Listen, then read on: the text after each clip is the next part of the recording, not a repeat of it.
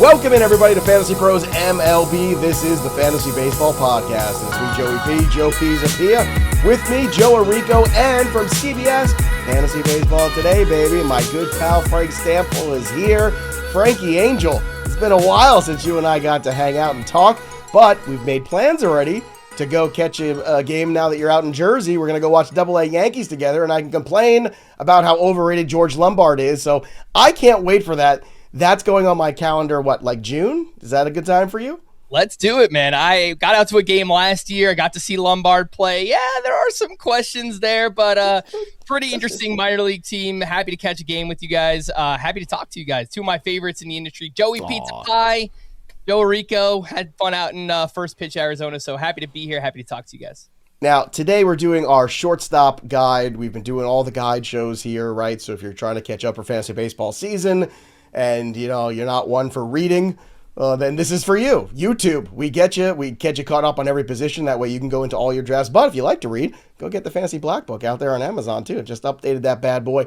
So, Frank, when we're talking about shortstops, obviously, these are some premium players, big time talents we're talking about. For you, who is your favorite shortstop growing up in your youth? And you can't say Yankee. That's the one caveat I'm going to give you. I want you to go outside the box for me, putting you out of your comfort zone. Ooh, man. I mean, obviously, my first answer is Derek Jeter, right? And I don't want you to say that because it's boring, and I know you're going to say Derek Jeter. Who's the other shortstop that excited you that you love to watch play? Could be defensive, could be offense. Doesn't matter to me. This is all about just favorite preferences.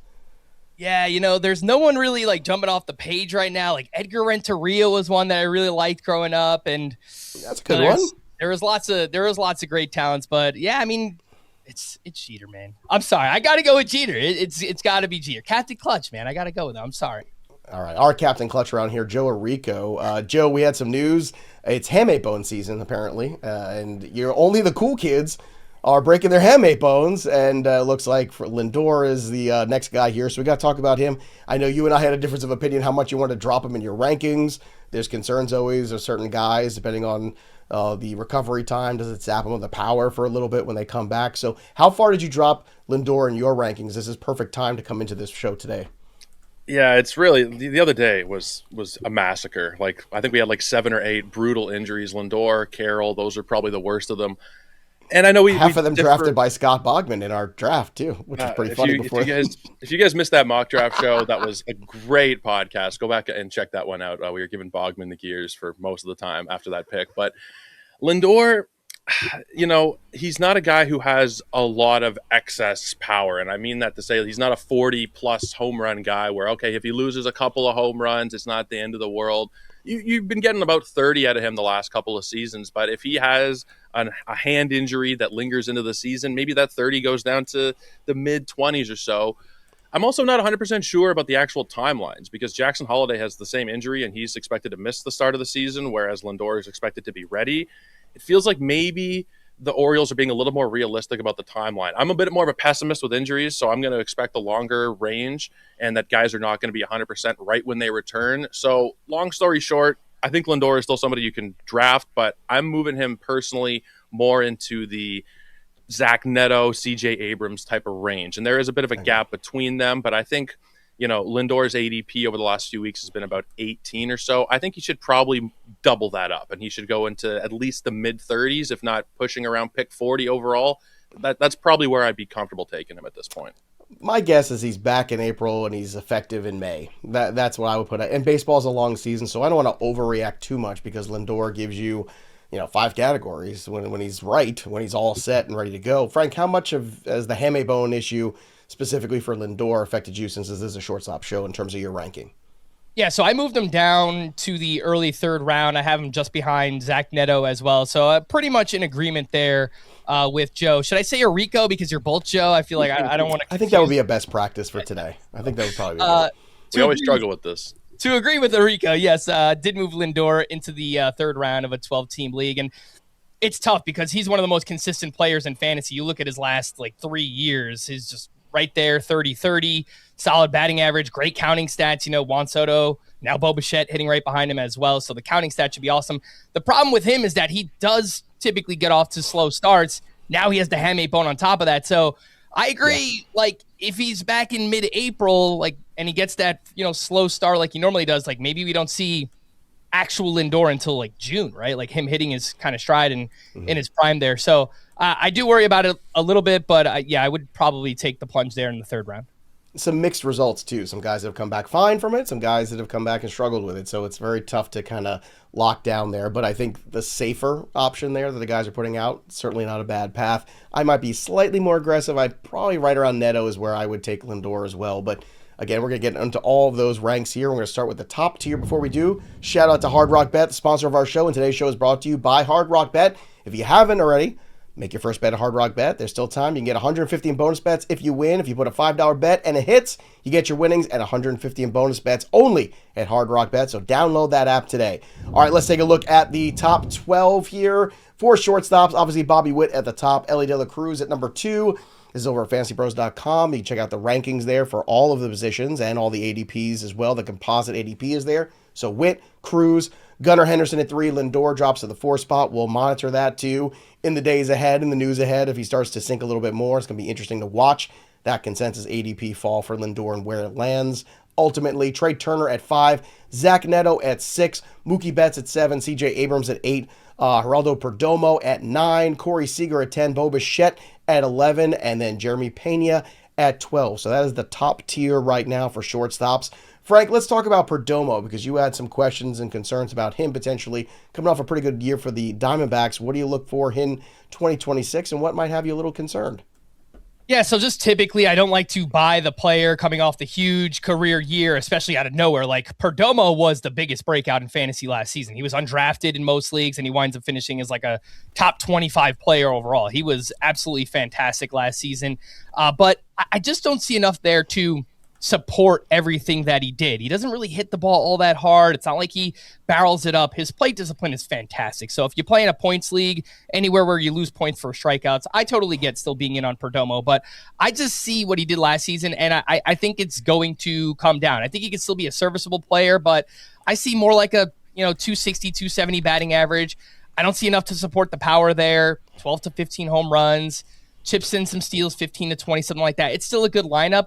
I just don't like buying off of the career year, and I don't see enough in the underlying numbers to support the power breakout and the plate appearances. He was like over 700 plate appearances. He needed all of that to get to his finish last season. I don't know if we'll get that huge total of plate appearances like we saw last season. So for all those reasons, Perdomo feels like a really polarizing player, and I'm just not going to use a 6th round pick on him this season.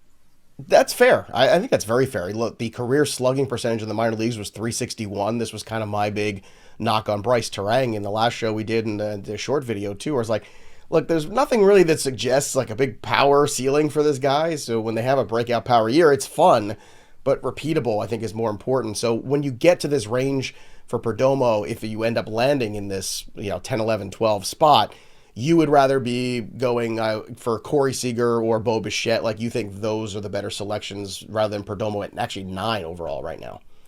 Yeah, so it's obviously we're always playing a value game, right? And Perdomo's ADP, he's in the 60s, so 6th round pick.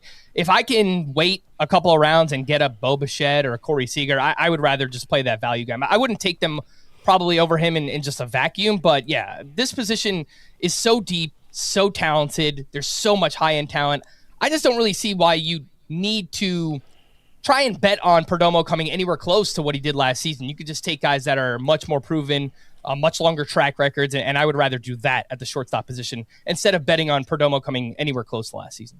All right, Zach Neto is a guy that I think has made some real steady progress over the last 2 years. Obviously, last year missed some time, only played 128 games, but still 26 homers, more than he had the year before in 155 games. Joe, that's a player that has your eye right now. Let's talk about him. Also age 25, going into his age 26 season.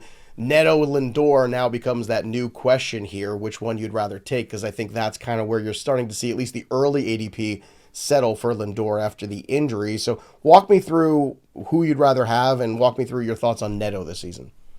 Yeah, at this point, I would take Neto. Neto, he was one of the guys when I first started drafting right after the World Series ended. You hop in, you check ADP, and Zach Neto is all of a sudden a 2nd, 3rd round pick. It was one of the more shocking player boosts up the board upon initial inspection, but then you go and look and you see what he's done the last couple of years. I mean, 26 and 26, while still missing 34 games, he didn't hurt you in the batting average. He still scored 82 runs on a bad team. So you can figure, okay, he's probably close to 100 runs, 30 homers, 30 stolen bases if he is healthy over the course of a full season. His barrel rate went from 8% to 14%. That is a massive increase in 1 year, especially with an injury that you're also factoring in rehab and trying to get yourself right. And then you're almost doubling your barrel rate. The hard hit rate goes from 38 to 46. The contact rates are solid, 85% zone contact. The swing and miss is a little more than I'd like, 13% swinging strike rate, but it hasn't held him back. Even if he is a 25, 26% strikeout rate guy, the power and speed that you're getting is just phenomenal here. I think the ceiling is even higher than what we've seen. He could be a 35 guy over the course of a full season, and I think that's what people are paying for in the third round, and I think it's justified. It's funny, Joe, because I feel like the Angels are kind of, persona non grata for a lot of people because like a lot of the East Coast bias is there, but also a team in the West that really just not exciting people. I think a lot of people just don't see Neto play that often, to be honest. And I think it makes him sort of an underlying value still, and it's something I think people should take advantage of. When you're talking about some of these guys at the top two, Elly De La Cruz, there was some disappointment last year, I think, based on expectations. Gunnar Henderson, I think we could say the same, didn't quite live up to the draft stock.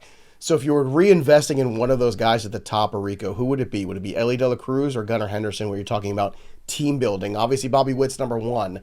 When it comes now to that conversation about who's two, I think it's up for grabs. Where do you land? I would take Gunnar Henderson there. I still really believe in the talent. I'll get to Elly a little bit later on about some of my concerns, but with Gunnar, I think there's a 30-30 upside here for him as well. I mean, already he's 20. Has he turned 25 yet? No, he's still 24. And we have a season of 37 homers and we have a season of 30 stolen bases. They came in different years, but if he puts it all together in the same season, and now entering into a year where the Orioles have the best lineup that they've had in his career, I think that Gunnar Henderson is primed for another big season. He plays every single day pretty much, at least 150 games each of the last 3 years. And even though he came into last year hampered with some kind of injury, I forget exactly what it was, hurt the power a little bit, but you figure he's healed now. It doesn't always work that way over the course of the offseason, but he played the whole season. You figure the offseason, he's also been healing up. And now I think those 17 home runs are going to look crazy when we look back in a couple of years. It'll be the lowest number of his career, I would imagine. I think we're looking at least 27, 28 homers with probably 30 steals and a 270-ish type of batting average. Yeah, and bringing in Alonso to more lineup protection certainly can't hurt. You might lose Holiday for a little while in that lineup too. But Frank, how about for you? You're one I know sometimes likes to roll the dice with the sexy player. Elly's definitely that sexy guy if you can get back to that 60-plus steal total. I don't know if that's where he's going to be, but he's also a player physically that's still growing into his frame, and I feel like those guys are always fascinating because that 1 year where everything just clicks, Elly's got that superstar potential. Not that Gunnar doesn't. We've seen some massive seasons for him, but when you're trying to invest, are you rolling the dice with the upside of Elly, or are you looking for more the floor of what you've seen already from Gunnar Henderson? So I'll give you the cop-out answer, is that I do like both of these guys. Derek Jeter. Thanks, Frank. Well done again. It's always Derek Jeter. That's the answer. It's always Derek Jeter. I like both of these guys, and they typically go around the 1-2 turn. I think it could be format dependent as well. In a categories league, I would still lean with Elly De La Cruz, and it was a tale of two seasons for Elly last year. You look at what he did in the first half. He really looked like he was taking that step forward as a hitter, where he hit 284, 854 OPS, lowered the strikeout rate 24%. Second half just got completely derailed for Elly De La Cruz, and I think that there are reasons. It came out after the season that he was playing through a torn quad last year, and on top of that, the unfortunate passing of his sister. That's obviously devastating for anyone to play throughout the course of the season. So I think that there are built-in excuses for what happened with Elly De La Cruz last season. He's not going to give you the batting average. I totally get that, but I think we were on our way to seeing a better hitter version of Elly, and I think we get closer to that player. I think he can hit 270 to 280 this year, 25 to 30 home runs. I don't think we're getting anywhere close to the 67 steals that we got 2 years ago, but I think he's somewhere in the 40 to 50 steal range this year with good counting stats. That lineup looks like it's going to be pretty good. Sal Stewart is absolutely one of my favorite players to draft this season later on. They bring in Eugenio Suarez there as well. So some protection in the lineup. I like both of these guys, Elly and Gunnar. I would take Elly over Gunnar Henderson, especially in a categories league. In a points league where you lose points for strikeouts, it's a little bit closer. That's fair. But it's going to be Elly for me over Gunnar. Yeah, I mean, Elly has to get back up to that 60 mark to counteract the strikeouts for you, depending on the scoring, too. If it's 2 for a stolen base, maybe you consider Elly anyway in the points league. But quick question, last one for you guys in this first tier. Mookie Betts, Frank, beginning of decline or bounce back year? I see more of a bounce back season for Mookie Betts. And I know I'm coming up with excuses for every player that struggled last season, but you remember he had that illness right before the season. Yeah. And he lost like 20 pounds in a week. He couldn't keep any food down. I think that really sapped him of power. And he's not someone that has incredible raw power anyway. So you couple those things together, and the fact that he dealt with a fractured toe during the course of the season as well. And over the final 2 months, he looked a lot like Mookie Betts. He hit 294, 9 home runs, 828 OPS. Did that over a 51-game stretch. I get it. He's 33 years old. He's getting up there in age. The Dodgers lineup, I mean, it's just, it's absolutely stacked. I mean, this is an all-star team. It's crazy. You've got Kyle Tucker and Ohtani and Freddie Freeman. So I think the counting stats will be there. I don't think he's the Mookie Betts of old. He's probably not stealing a bunch of bases anymore, but I see a, 270 to 280, 25-ish home runs, really good counting stats, 10 to 12 steals, something like that. And, in the 4th or 5th round where his ADP is right now, I am totally fine banking on that bounce back season here for Mookie Betts. Well, that's where I drafted him yesterday in that draft show we just did. Again, go watch it on our YouTube channel. So my answer, Rico. I think it's at that value. Absolutely, yes, you buy in. Are you of that mind as well? More of a bounce back buy low, especially since he's going in, as Frank said, 4th, 5th round, depending on the depth of your league. Yeah, at cost, I'm not a crazy big fan. There are some other players in that range that I kind of like. That's kind of where I like to get my first starting pitcher. I go for a Joe Ryan, a George Kirby, a Peralta, a Bradish, etc. That being said, in my current draft champions on the NFBC, he fell to me in the 6th round of a 15-teamer. I took him at pick 80 overall, and at that point, I'm fine with it. His ADP over the last few weeks is 66 on the NFBC, so I got about a full round discount there.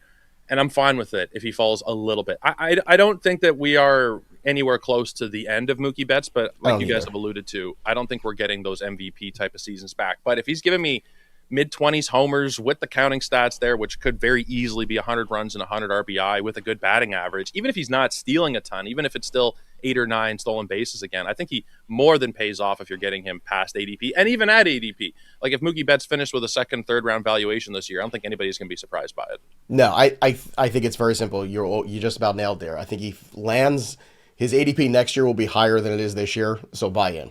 Because I would think that's more likely of the outcomes.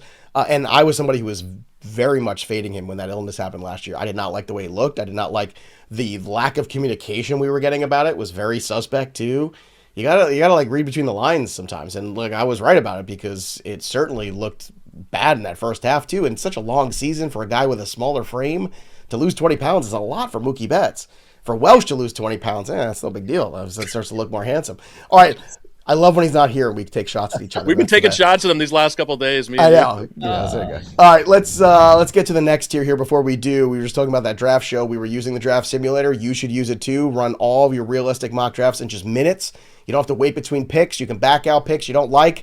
You can undo it, start from the beginning, and you get the full breakdowns at the end too with the grades, the expert opinions. Does Frank Stampfl like your draft? Does Joe Orrico like your draft? Well, there's only one way to know, and that's to run some mock drafts yourself. Go to fantasypros.com/draft wizard right now.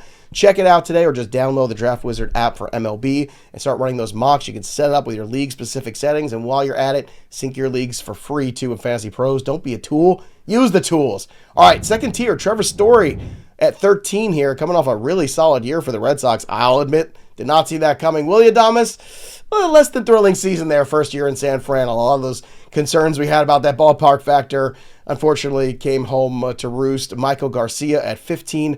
Jacob Wilson, Mr. Batting Average at 16. Dansby Swanson at 17. Xavier Edwards at 18. Colson Montgomery, the rookie, we've had some debates about here, at 19. Ezekiel Tovar at 20. Xander Bogaerts at 21. Jackson Holliday dropping all the way to 22. I think this is a little bit too much for me. I would still take him around Dansby Swanson range, to be honest. I think the upside still is there. Mason Wynn at 23, and then Otto Lopez at 24. Let's talk about Willy Adames, too. So, obviously, last year, Frank, not the season Willy Adames was hoping for. He fell in drafts with good reason, but even with that fall, the expectations really just, especially with the season before, weren't quite where they were. But then a late rally in the season, so if you bought low on him, things started to turn around. He did end up with 30 home runs, 87 RBI, so the stats were there. But the first beginning of the season was rough if you had Willy Adames, and it might have even knocked you out of contention in some of those leagues where there were playoffs if you ended up selling him low. So it was a complicated year for Adames. So what are you buying in? What you saw in the first half or the rally in the second after signing the big contract? I see more of the second half player for Willy Adames, and I was off of him last year as well. That first year, big contract, new city. I typically just stay away from players like that, and especially him going into San Francisco, where it's not a great place to hit. It's not awful for right-handed hitters like it is for left-handed hitters.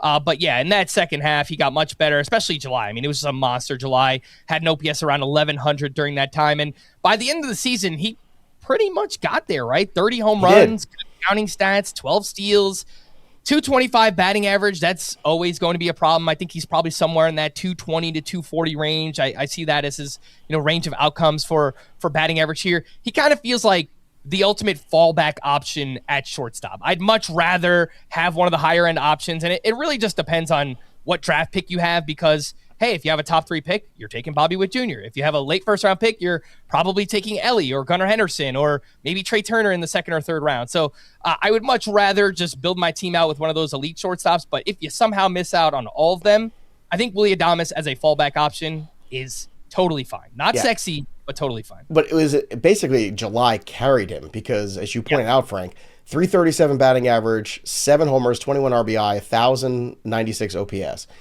Going through the other months, Orrico, check this out. Batting average in April and OPS 208, 592.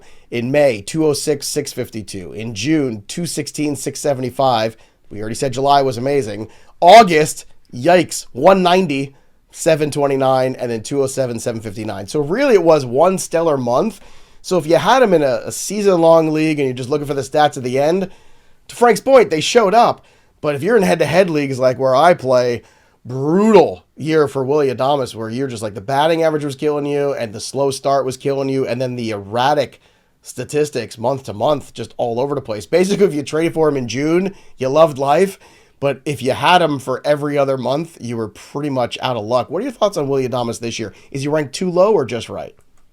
I think Frank pretty much nailed it. He's a great fallback option. Everybody wants to end up with one of the top names. You want to get a Turner, a Neto, a Bobby Witt, Elly, whoever. If you miss out, and a lot of people are going to miss out, especially because I play in a lot of 15-team leagues, you might have to have Willy Adames as your starting shortstop, and I'm fine with that in a 15-teamer. If you're in a 12-teamer, I prefer that he is a middle infielder / utility type. But, even in a year that was pretty poor for the majority of it, 30 homers, 12 steals. I really like San Francisco's lineup as well. I think a rise at the top really fits. Devers, I think people have kind of moved the other way too quickly on him. I think he's still really, really good. And then behind Adames, who's going to hit third, you have Chapman, Jung-Hoo Lee, Elliott Ramos, Bader, Bryce Eldridge. This is a really strong lineup. I think the counting stats are safe. I think he's still a 25 to 30 home run guy, at least 30 homers in 3 of the last 4 seasons. So I think 25 feels like the floor for him. And he's going to chip in some speed as well. So while the batting average isn't great, I think you can kind of work around that. You can make up for that with the Yandy Diaz's, the Jacob Wilson types that you can draft a little bit later on. So I wouldn't stay away from him just because of the batting average when he's providing a lot. And, that first year in a new contract thing that really can impact some players. So year 2 without as much pressure, we might see Willy Adames go back closer to what he did in 2024. All right, let's continue on with this group here. Orrico, talk to me about a target in this group, because this is really more the middle infielder kind of group, or as you said, the deeper leagues where we're kind of at that bottom of the position. Who's a target in this range that you think is a solid draft investment? Yeah, it's a relatively boring player, so forgive me there, but Dansby Swanson, whose ADP is right around 150. You can usually find him a little bit later, depending on your specific draft, but he's a guy who pretty much does the same thing every year, 20 and 20, roughly. Last season was 24 homers, 20 steals. He hit 244. It's a really good lineup in Chicago. He plays every single day, pretty much. 159 last year was 149, 147, 162, 160. This is a guy who's punching 600 plate appearance seasons, who's giving you good counting stats. 20 steals was actually a career high last year, but 3 of the last 4 seasons, it's at least 18 stolen bases. He just feels like a very, very safe asset, again, in a really good lineup. I'm not sure where Dansby ends up slotting in, probably somewhere in the middle, but there's going to be a lot of run and RBI opportunities for him to go along with what's probably another 2020 season. He's still just 32 years old, and I think he's got a few more of these really solid years in the tank. He just feels like a guy where everybody's looking for the flashier name. They want to take the young up-and-coming prospects, and a guy like Swanson usually ends up falling, I think, a round or two later than he should. Yeah, the veterans tend to slip through the cracks a little bit. People play for upside, but certainly getting a baseline is very good. Frank, how about for you? Is there somebody that you like to target in this range? So I'll give you a few names here. I agree completely with Orrico here on Dansby Swanson, especially if you play in a deeper league. He just comes, he posts, he plays every day. He's going to give you that near 2020. Another one like Adames, where it's not the sexy pick, but it's a high floor there with Dansby Swanson. I know Michael Garcia is technically on this list. I think he has shortstop eligibility on Yahoo, not other places. So I love Michael Garcia this year. But if we're just talking about shortstop across all the platforms, another boring guy, Xander Bogaerts. It's as boring as it gets. Totally get it. But someone that just doesn't hurt you, man. He's going to give you a solid batting average, 10 to 15 home runs, around 20 steals. He has 19 plus steals in 2 of the last 3 years. And just wonder can we get this dead cat bounce from Xander Bogaerts, where last year, look, George Springer was written for dead. No one expected anything from George Springer. Comes out, has that massive season. I am not expecting that from Bogaerts, but it wouldn't surprise me if he bounces back a little bit here. If he could stay healthy, he's dealt with some nagging things over the past couple of years, but 15-15 guy, good batting average, middle infielder in like a deeper league. He's going to play every day. He's got that massive contract. And in an okay top half of the Padres lineup, Bogaerts, boring guy, like him as a middle infielder. Yeah, Joe Orrico had that George Springer poster above his bed all season last year. It really worked out. It was really good. It's funny you mentioned that because he's turning 36. I'm just like, he's never hit 300 in another season before. Coming off a massive, top 75, I just can't get there. I just can't believe it's a repeat. I don't know. So check that video out on our social media. Just 3 guys that I'm not drafting at their ADP. It's a good video. Also, when you're running your leagues, check out Fantrax because they've got a lot of cool stuff there that a lot of other places don't have. And if you don't like where some of your leagues are living right now, well, you can have year-round management and engagement over at Fantrax because the leagues stay up 365. So if you're doing dynasty stuff, it's much easier for trades. Plus, they have automated salaries and contracts that let you orchestrate your league just like a pro, which I love too because I have escalators in my home league too for those keepers that you have. The contracts start to increase, so this is going to automatically do it for you, which is great. And they also have multi-team trades too, which is fun. So you could do elevated trading. You could have dynasty leagues running all year, all kinds of fun things over at Fantrax. So bring your fantasy baseball league to Fantrax for an unbeatable user experience. Sign up today at fantrax.com/fantasypros. That's fantrax.com/fantasypros. All right, so we talked about our targets in this grouping here in this second tier. Is there anybody, Frank, that scares the heck out of you that you absolutely will not draft in the second tier? You're like, nope, no, sir, not for me. So Trevor Story is one that stands out here. And look, he is coming off a fantastic season, one of 10 hitters to go 25-30 last season. He was a top 40 overall player last year. And I liked buying him last season when his ADP was outside the top 200. Now his ADP is around 100. I don't trust the plate discipline. He doesn't walk very much. He strikes out a lot. And the injuries, man. He managed to stay healthy last year. You love that. That was last year. You look at the 3 years prior to that, he, I think, averaged around 50 games played during those 3 years prior to last season. So still think that there's injury risk here. Don't like the plate discipline. I don't like him, again, just buying coming off of that big season last year. So Trevor Story, again, at a position where there's so much talent, there's so much high-end talent. I just don't see why you need to take risks on a Geraldo Perdomo repeating or Trevor Story staying healthy for another season. I'd rather just go in another direction. All right, so that's the bust at the shortstop position. Obviously, I'm not going to make you go through it twice. So, Orrico, give me your bust at shortstop. It can be a guy in this tier or in that first tier if you like as well. Well, I can go for the big kahuna burger right here and go for Elly De La Cruz. Unpopular. I can feel the YouTube comments. I know. I've set myself up. The state of Ohio is coming for me in the YouTube comments as we speak. As they should, potentially. Now, I don't think that Elly is going to bust to the point where it's like, oh, you're dropping Elly in May. No, nothing like that. I just think relative to the other players that you're taking here inside of the top 10 or 12 picks, not at shortstop, but overall on the board. If you're taking him, you're passing up on potentially Acuna, Rodriguez, maybe one of those top starting pitchers, whether it's Crochet, Skeens, Gunnar Henderson, there's Tatis, there's Tucker. There's so many names that I just feel safer about projecting from a 5-category standpoint with Elly. I think that the injury definitely hampered the power, but that being said, 25 home runs in 2024 as well. I don't know that he is a guy who can hit you 30 plus without changing a lot, because he is a ground ball merchant. 51% ground ball rate, 7-degree launch angle. There's just not going to be 35, 40 home runs without some drastic changes. The speed is great, but you can get speed. You can put together speed throughout your draft. I think it's very great. It's great to get 40 steals in the first round. You don't have to worry about it for a few rounds. But I don't know that we're going to be getting the batting average. I don't know that we're getting the power. And I think the speed, maybe it comes down a little bit more even. Like, it probably goes back into the 40s. But what if Elly De La Cruz steals 32 bases and hits 24 homers? It's not bad. And I don't think that he is going to be a bust in the sense of, like, you know, he's having a horrible season. But I think we're looking at maybe like a 3rd or 4th round valuation by the time all is said and done. And I think you're passing up on guys who I feel are more 5-category locks early on. I will say this, Orrico. Last year in the first half, 18 homers in 97 games, 63 RBI, 284, 359, 495 slash with an 854 OPS. That's the player we all hope he's going to be. Second half was brutal. Injuries, issues, 4 homers, 23 RBI in his last 65 games. Slash was 236, 303, 363 with an OPS of 666. This is a very important year for Elly De La Cruz, I think, for a lot of fantasy managers. Like, I think all of us are going, all right, we know the talent. Well, the ballpark factor is good. Lineup's pretty good around him. Suarez is more in lineup protection too. That's a nice addition. I think we're all going, okay, Elly, we're going to give you a break here because, you know, league makes adjustments. You got to make adjustments back. But this is a crucial season, I think, for Elly De La Cruz going forward in his fantasy value. All right, let's talk about sleepers because that's always fun. So, Stamps, give me a guy that you think is a sleeper this position. I think your choice is going to be my choice as well. So I am going to cheat once again because that's all I've been doing this podcast, Yes. giving you Start to cop-out finish. answers Full and circle. cheating and all that. JJ Wehterholt, who is a top prospect in baseball, the top prospect for the St. Louis Cardinals. He has shortstop eligibility on all sites, but likely to play second or third base for the Cardinals this season. And with all the trades that they've made, it looks like the runway is open for him to make the opening day roster. I understand that rookies over the past handful of years, they typically struggle their first taste in majors. I think Wetherholt, is different.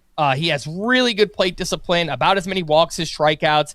He's got some power and speed. Last year, 17 homers, 23 steals, 931 OPS across 3 different levels. And like someone like Connor Griffin, who is the top prospect in all of baseball, also shortstop eligible, JJ Wehterholt got better at every level last season. So I think he's ready. He hits the ball hard. There's power, speed, fantastic plate discipline. I think St. Louis is kind of going through this youth movement right now. So I think they're going to leave him up, maybe kind of work through some of the struggles, but wouldn't surprise me if we get, you know, a 15-15 season, good batting average here, good on base, counting stats should be all right. I predict he'll, you know, work his way up to the top half of that lineup as well. So JJ Wehterholt for me, I think we get a nice little rookie year here. I'm a huge fan of JJ Wehterholt. I think he's just a contact machine, throwback kind of guy to, you know, getting on base, put the ball in play. What a concept. I love that. You know, he's got some speed, got a little pop in there. I love the approach of the at-bats. I love the swing. I love it. When they drafted him, well, she'll tell you, I was very excited. I was like, oh, this guy's going to be a rock star. I just feel like that. All right, so that's your sleeper, JJ Wehterholt. Orrico, who is yours? It's a guy we might have mentioned already. Frankie stole him from me, but he summed it up really well with Xander Bogaerts. I mean, he's outside of the top 20 shortstops. Outside of the top 20 shortstops. People are drafting Otto Lopez ahead of him, Ezekiel Tovar, Xavier Edwards. It's a big snore fest right above him in terms of ADP. What Bogaerts does in a good lineup, pretty much the same thing as Swanson, but a little bit less, right? He's not giving you quite the same number of home runs recently, but you're still getting double-digit homers. We got a career high in stolen bases. We're getting a good batting average from him, 263 this past year, but we know that there is a 300 batting average upside with Xander Bogaerts. Is it going to happen? Probably not, but like we said with George Springer, who knows? It could happen. He could hit 290, he could hit 310, and I wouldn't really be surprised by it. But also that top of the order, I think Frank might have even undersold it. Tatis, Merrill, Machado.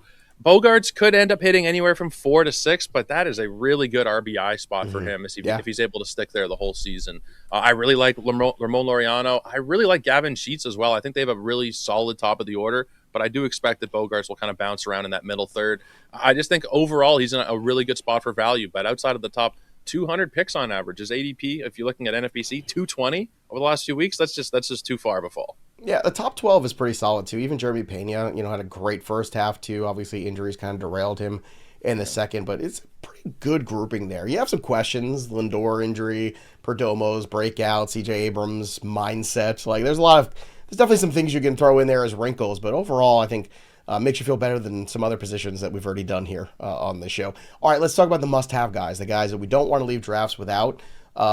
Frank, talk to me about who that player is. We're like, okay, this is my target. This is where I feel comfortable in terms of my return on investment at the shortstop position. This might not surprise anybody, but I do like the early round guys. So it's just depending on where I'm drafting. I would love to get Bobby Witt or Trey Turner or Gunnar Henderson, but I'm not going to take one of those guys. I also like who Orrico has here, but I'm not going to steal that player.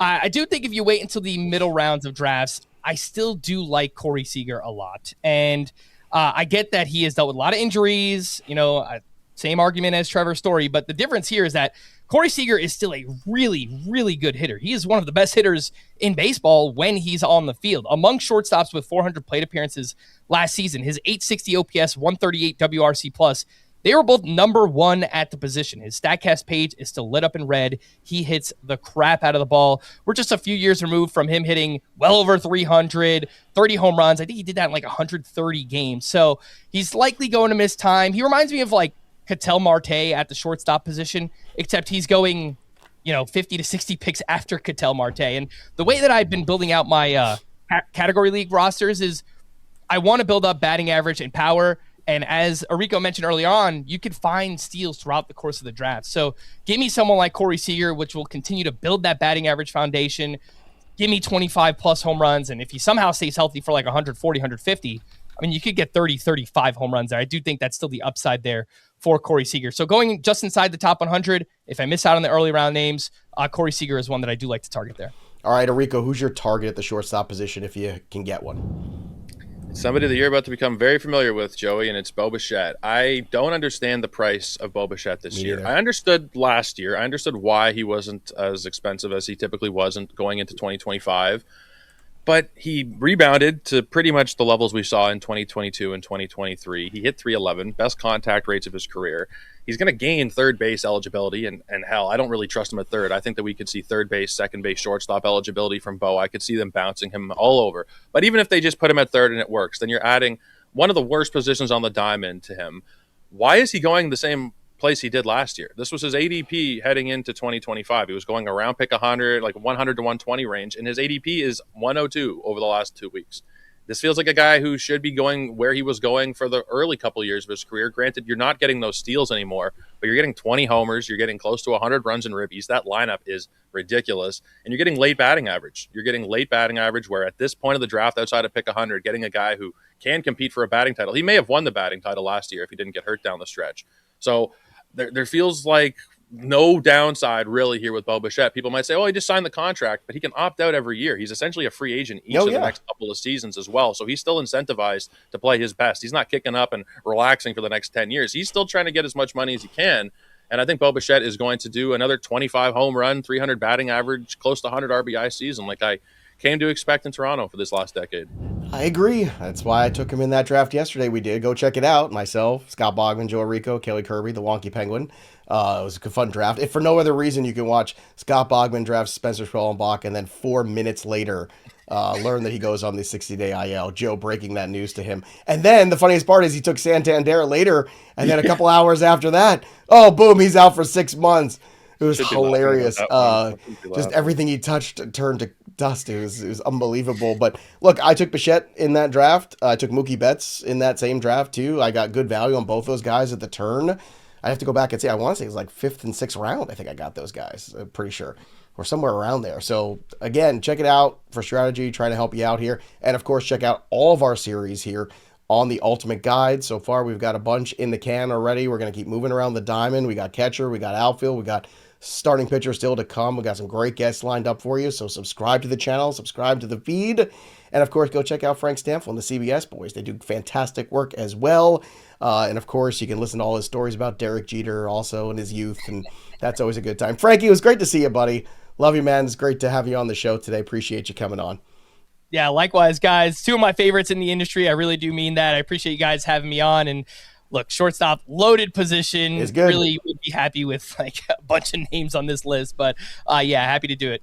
Yeah, Joe Orrico, shortstop of your youth. Who would it be for you before we close things out today?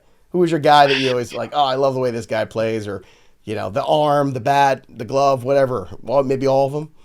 So there was a shortstop for the Blue Jays back in the day, and I'll say a non-Blue Jay as well, because how can Frank not be allowed to say Jeter, but I get to say a Blue Jay? No, John McDonald, who most people probably don't remember, defensive specialist for the Toronto Blue Jays, also played for Cleveland in the 2000s, but a guy who was just so good defensively. He'd hit 1 or 2 home runs a year, but famously hit a home run on Father's Day the year his dad passed away. Really, really great dude. Loved watching him in Toronto, but that glove was gorgeous. If I'm going outside of Toronto, I'm going to go to Michael Young, the former Texas Ranger, who did bounce around the infield a little bit. He wasn't strictly a shortstop, but every year Michael Young would hit you 20 home runs. He'd steal double-digit bases. He'd drive in about 100. He'd score about 100 times. And for his career, over 2,000 games, he was a 300 hitter on the dot. He did a lot that I really enjoyed watching. And playing MLB The Show as a kid, Michael Young, always on those fantasy draft teams. Solid fantasy asset, too, for many years. I grew up in the 80s of the Cal Ripken and the Ozzie Smith era, some great shortstops. But you know who I always loved? Shawan Dunston of the Chicago Cubs. The guy had an absolute cannon, okay? One of the greatest arms I've ever seen on any baseball player, period. And he used to wear his hat up a little high, and he was from Brooklyn, and I was from Brooklyn, and I thought he was the coolest thing ever.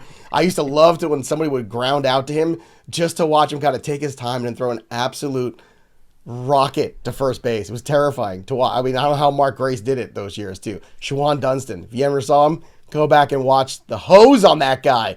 Unbelievable arm at shortstop. All right, gentlemen, great stuff here as always. Check out the rest of our Ultimate Guide series here at Fantasy Pros MLB. That'll do it for us, but the story of the game goes on. For Frank Stampfl and Joe Orrico, I'm Joey P. We'll see you next time, kids.